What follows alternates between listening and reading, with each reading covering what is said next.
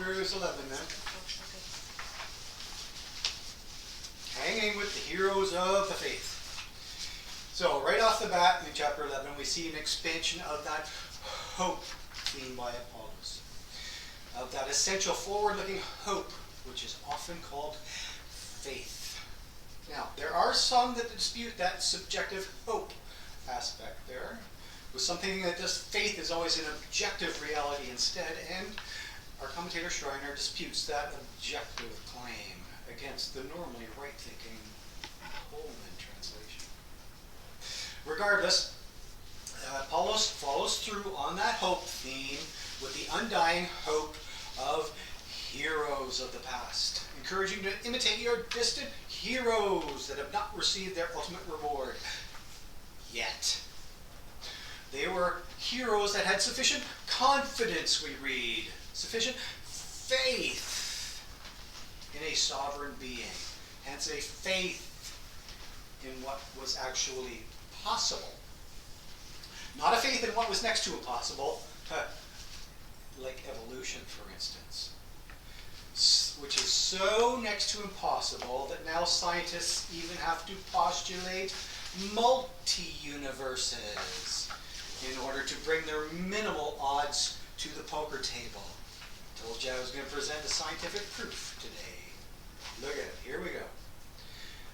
This is an argument that actually works against them, since according to current speculation, yes, they have to toss Newton's laws aside, multiverses are even more inclined to be counterproductive, to destroy rather than to create. Just think of the vast majority of dark matter in our supposed universe, for that matter, which is about 90%. Some scientists say, well, it's only about 80%. So what? You're still losing. Just think of unbalanced cold dark matter, which includes black holes, sucking stars, and planets into oblivion. Millions of black holes in our Milky Way galaxy alone. So, multiplying dark holes doesn't help evolution in the least. It only puts evolution deeper in the hole. Ha ha. Now, there's something else you might interest you. Is that a couple months ago, there was a guy that was awarded a Nobel Peace Prize for all his work on black holes. A guy from Winnipeg, who's a professor at Princeton, who's been developing all this black hole theory for a long, long time. And he has different ideas than our Stephen Hawking. You might remember Stephen Hawking, the guy in the wheelchair. Yes. He's got different ideas. Just to give an example of the black hole theory. This is his idea. Black holes. Here, we're going to take an atom apart. Here is the nucleus, the proton. Here is the electron. This electron and the proton are separated relatively by about 1 kilometer. They're that far apart, relatively speaking. That's how far apart they are. Everything else in between is vacuum. The current idea of Mr. Peebles is that once upon a time, they were so far apart that there was no such thing as matter, no such thing as atoms. They were that far apart.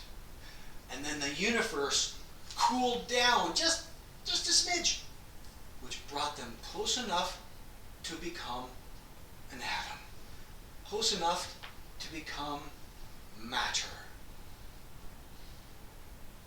And that was the Big Bang, when matter was invented. Yes, there's zero proof of that. It's entirely speculation, but he got a Nobel Peace Prize a couple months ago for that speculation, which he now calls science. And not only that, but Mr. Peebles put out this general plea, please come to mathematics. Come to our mathematics department and develop stronger, more robust theories. so we can prove my theory. Yeah, right. Ain't gonna happen. Whereas believing in a holistic designer is a whole lot more probable. More probable than believing in immense matter can come from a minute singularity. This is Hawking speaking. From a minute source of energy is what they really mean. Or even worse, believing that multiverses can come from multi-singularities now. Now we are simply multiplying foolishness. Multiplying big bangs. Or multiplying pop, pop, pops, as Stephen Hawking would argue. And to that end, we see Apollos here. We see Apollos arguing that the universe was formed at God's command in verse 3. Something reminiscent of God saying, I form the light and create darkness, of Isaiah 45, verse 7. With Apollos arguing that the universe was made out of something that was not visible, contrary to his nemesis Philo, the philosopher Philo that we speak of, and Plato, of course, who claimed that the universe was made out of a visible mass. Not exactly creation out of nothing, or the creation ex nihilo argument developed by ancient Christians. That 2nd century argument against the airhead Gnostics is a little too spacey and specious for me. Instead, I lean towards Hebrew scholar Bruce Waltke. Yes, even against Calvin. I lean towards the idea that the Old and New Testament supports creation from chaos instead, albeit a super lame sort of chaos.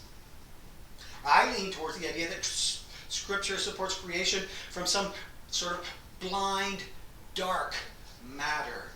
A surprising phenomenon that was actually recently observed, very recently observed, and published in the magazine, in the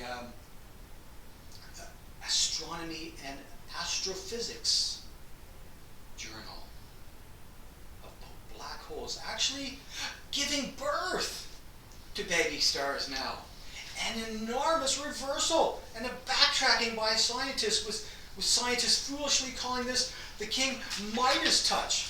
There we have a picture of a black hole actually giving birth to stars now instead of sucking them into a baby. The most peculiar reversal of Big Bang theory. However, biblical revelation appears to indicate that we have a different sort of touch, not a King Midas touch, a touch of pure creation from pure matter instead. Creation from matter having absolutely zero energy, if that were even possible. Pure matter or pure mass entirely at the finger of God's command, since He is pure energy. Yeah, that sure beats pure energy at nobody's command now, doesn't it? That would be pure mayhem. And I don't have a problem with there being two contingencies with that particular distinction either, with both God and matter being infinite and absolute, except one has energy and one does not. So there is no dualism involved here. No two gods involved whatsoever. So it doesn't matter all that much. Whatever the case may be, the above claim is a faith claim from Apollos about something that we do not see in verse 1.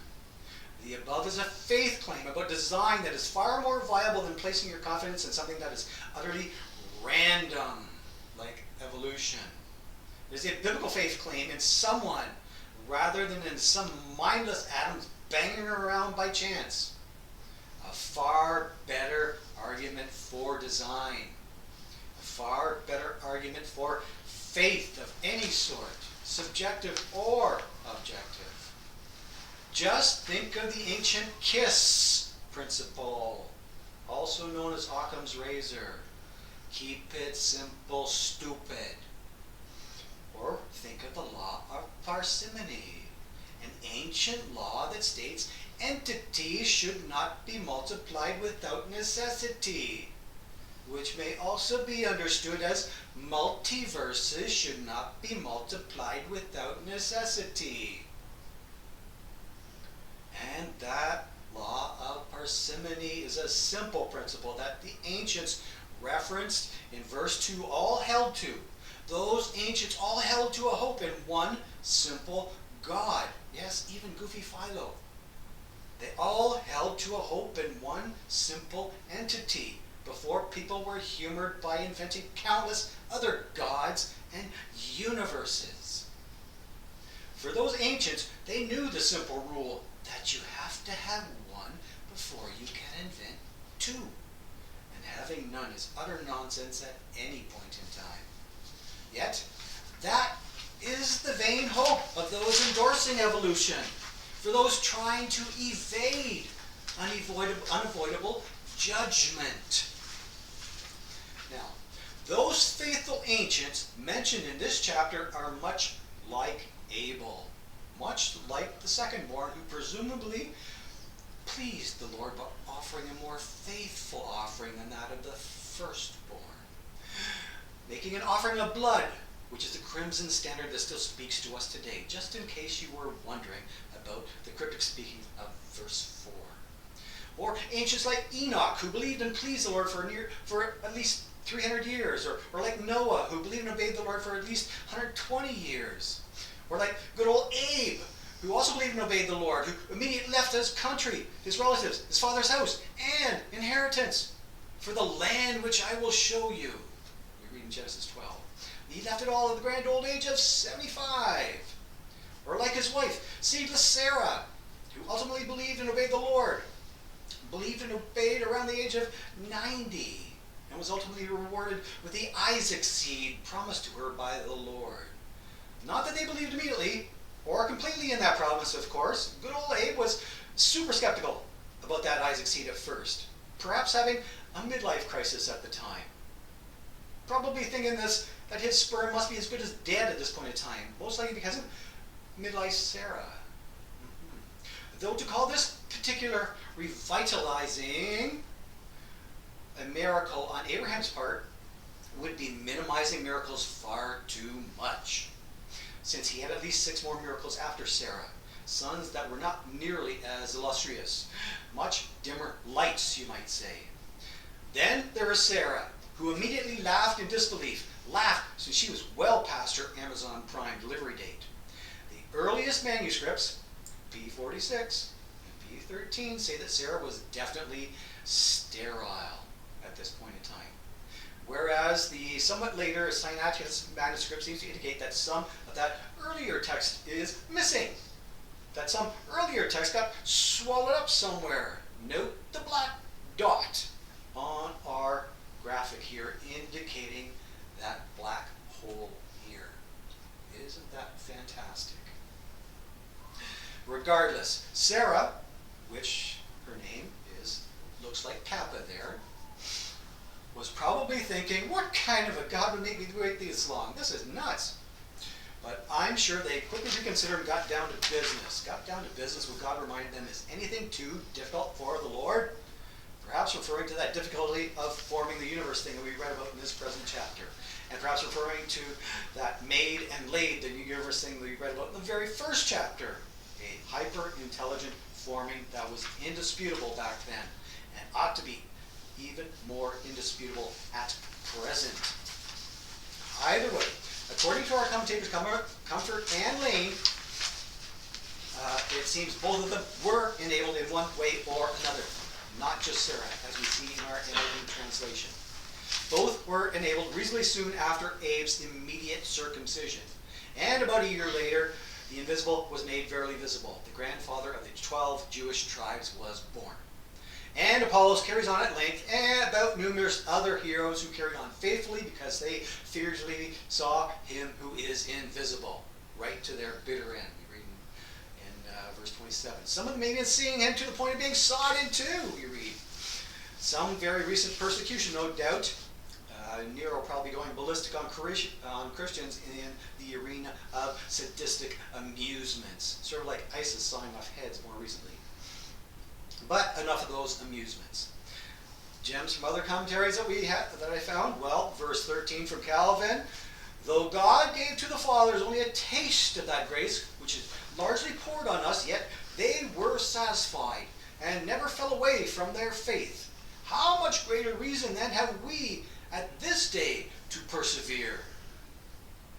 And with the very same verse, Morris makes reference to the term all these people, or to all you people, as Don Cherry might say.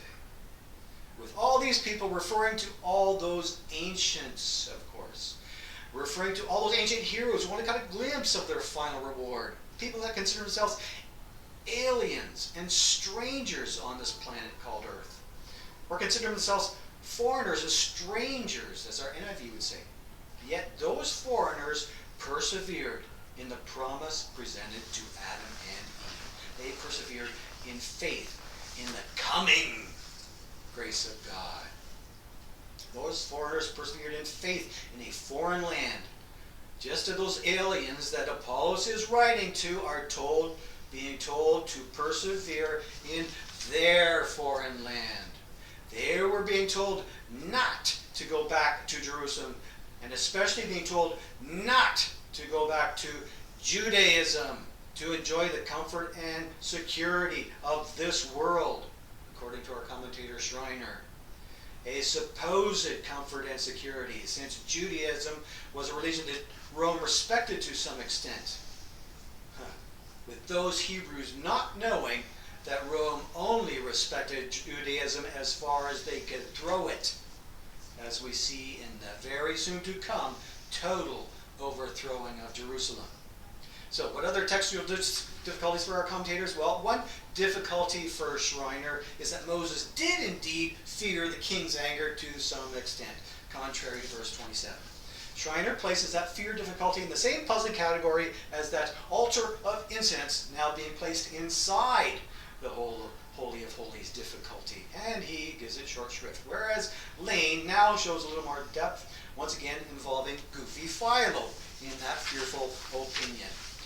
Yet, to Philo's credit, that fear of the king is clearly mentioned in Exodus 2:14, a well-placed fear of Pharaoh from his adopted son Moses. However, it seems Apollos' point is that there was a greater fear of the true king indwelling Moses, and a more morbid fear of actually condoning the ongoing persecution of the Hebrews by his adoptive daddy Pharaoh. Condoning it since Moses knew that those Hebrews were actually God's chosen people. He knew that God had made a covenant with them.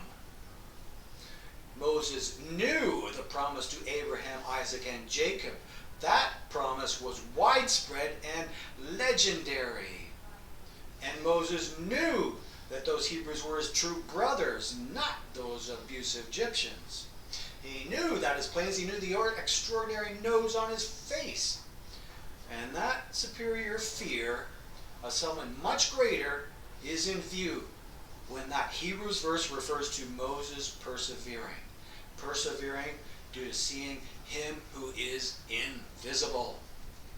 An invisible sight, not referring to his human sugar daddy, who was quite visibly angry. Finally, we have the difficulty of the final verse of this chapter. What does it mean that those heroes would only be made perfect together with us, in verse 40? Well, that is referring to the fulfillment of the promise of the previous verse. A fulfillment that those ancients knew about long before Apollos said it, long before Paul said it, long before Martha said it, and long before Jesus said it. A fulfillment that is only to come about on Judgment Day. Only come about when the Lord returns. And then we will be caught up together with them in the clouds to meet the Lord in the air, according to 1 Thessalonians, which will likely be a few years yet, based on my understanding of end times, based on eschatology. And then we will enjoy the city long hoped for, together with them. Verse 10. A city figuratively known as Jerusalem in Isaiah 65, a city in which Jesus is king. A city which is called New Jerusalem in the newer revelation of Revelation, which we heard, Revelation 21 even, which we heard in its entirety this morning. A city in a country that those ancients have been longing for much, much longer than we have. A difficult waiting period for them as well. So, are you eager to meet with the angels of the air now, Quizzers? Are you perfectly ready to be made perfect together with those superheroes of the faith now? Made perfect with folks that are about to be called a great cloud of witnesses in our next chapter? Not yet? Well, that should be a pretty good time with those superheroes when that eventually happens. But especially that should be a really good time meeting with our real superhero, meeting with our invisible Lord when that eventually happens, when the invisible is made wonderfully visible to us. And that is the joy set before us. A joy that we will be seeing in our very next chapter. A supernatural joy and holiness that we will share with our Lord if we hang in there. Well, we look forward to that.